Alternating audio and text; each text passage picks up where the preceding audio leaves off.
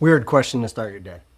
What if the single best predictor of your cognitive decline, your depression risk, your brain health, and maybe even your reproductive success was something your doctor could measure in about 4 seconds with a cheap device that you can order off Amazon?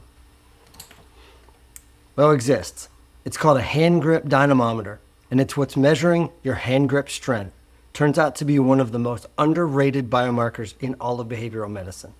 Today on Applications in Psychology, we're going to go deep on the science. And at the end, I'm going to give you the mismatch offset, a real evidence-grounded thing you can start doing today. Let's get into it.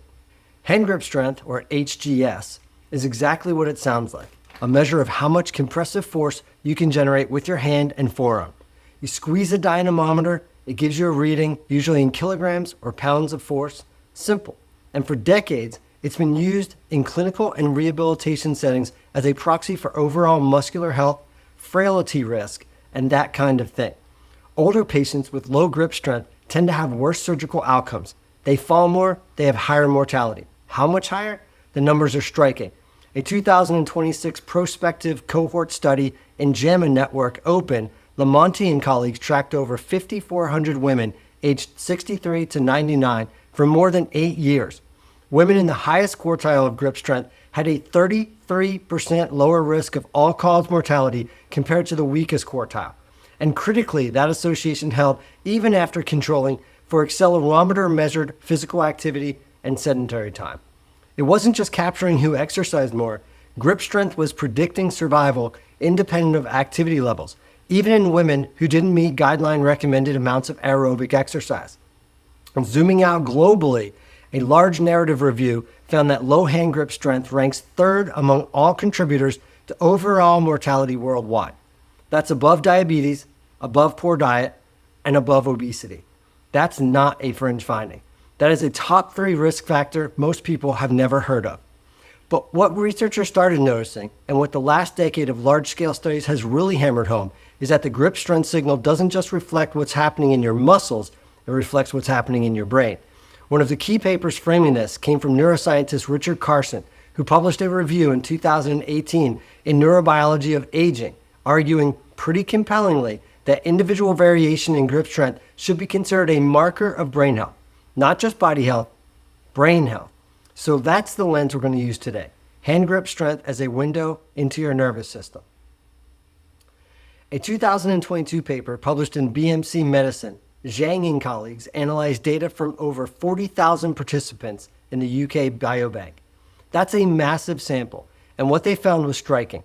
Higher grip strength was associated with better structural brain health, specifically gray matter volume in subcortical and temporal regions. For those less familiar, these are regions involved in memory consolidation, emotion regulation, and sensory processing. Pretty critical real estate. Here's the flip side, and this is where it gets sobering. A reduction in grip strength over time mirrors the aging of the nervous system. The same trajectories that predict age-related neural degeneration, the fraying of white matter, the loss of cortical volume, the slowing of conduction velocity, those same trajectories track with declining grip strength. In other words, your grip isn't just getting weaker because your muscles are getting old.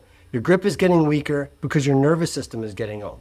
The hand, as the end of the kinetic chain, is quite literally a readout of your brain. This naturally leads us to the cognitive data, because if grip strength tracks brain health, we'd expect it to track cognitive function too, and that's exactly what we see. Lower hand grip strength is broadly associated with cognitive impairment across multiple domains.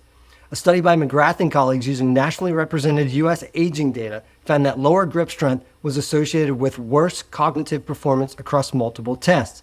But here's the number that really seems to hit home. For every 1 pound decrease in grip strength, there's a 9% increased risk of Alzheimer's disease or dementia. Now, correlation isn't causation, and we'll come back to that.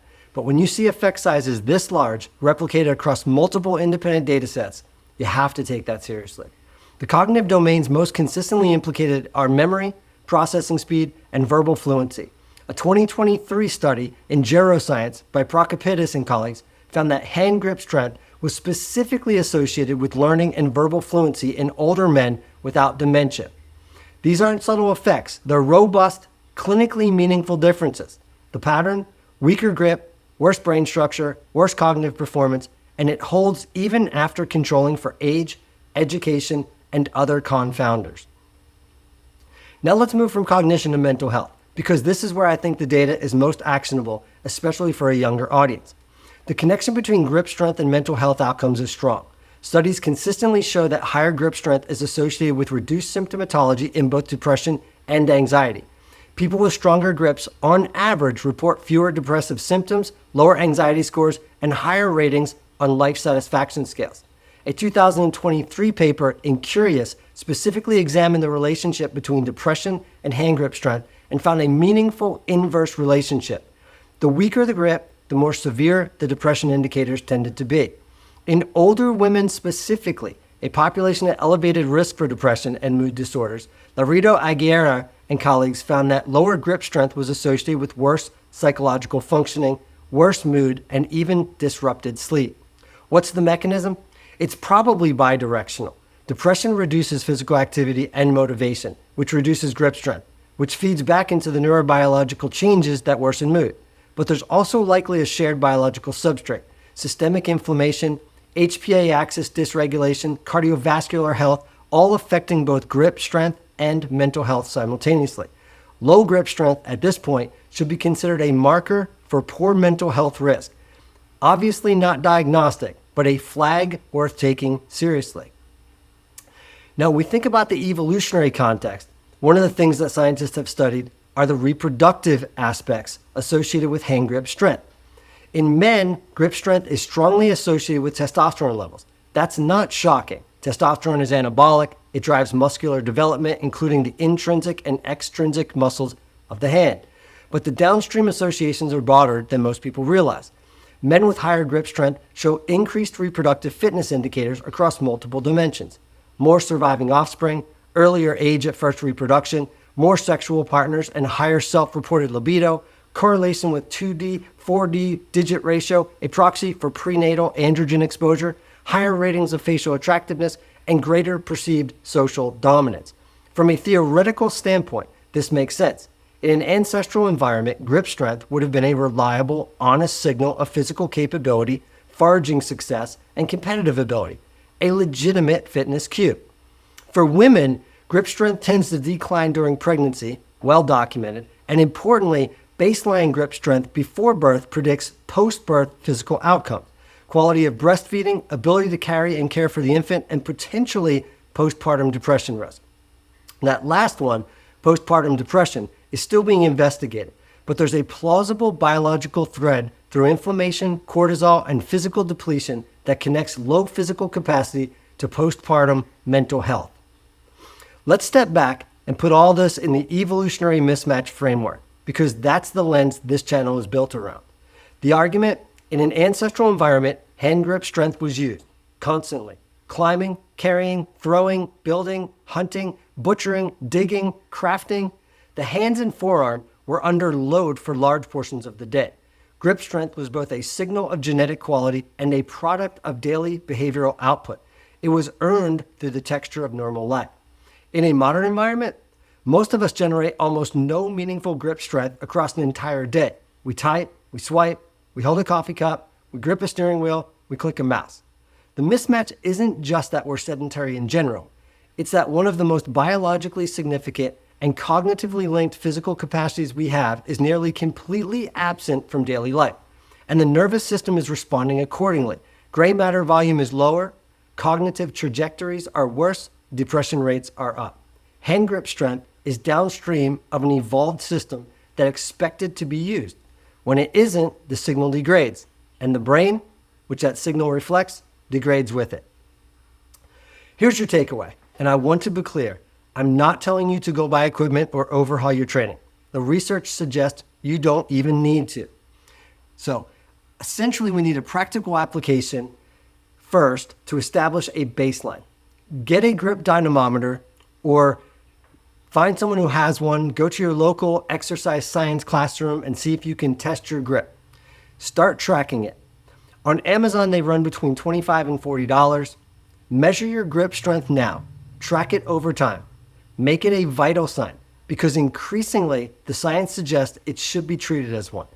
A 2024 narrative review in the Journal of Health, Population, and Nutrition explicitly proposed grip strength as a new vital sign. Your doctor probably isn't measuring it, so maybe you should be. What should you be aiming for? A 2025 systematic review in the Journal of Sport and Health Science, Tompkinson and colleagues pulled data from 2.4 million adults across 69 countries to produce the most comprehensive international normative values ever published. The pattern? Grip strength peaks in your 30s and declines from there, accelerating sharply after 65. At peak, median grip for men is around 49 to 50 kilograms. For women, roughly 29 to 30 kilograms. By age 60, the median drops to approximately 42 kilograms for men and 26 kilograms for women. And that trajectory keeps going down.